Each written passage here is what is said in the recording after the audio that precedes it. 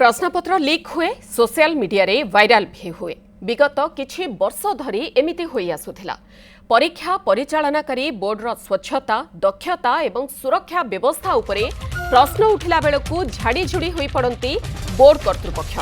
Cyber थाना रे अभियोग करी निज आड़ू दायित्व खसाई भी दियंती, कारण बोर्ड कर्तृपक्ष बेस भल भावे जानती साइबर अपराधर मायाजालकु भेदिबा ओडिशा पुलिस पक्षे एते सहज नुहे। किंतु एथर स्पेशल ओटीटी प्रश्न भाइराल घटना रे क्राइम ब्रांच तदंत बोर्ड कर्तृपक्षों असल मुखा खोली देइछे।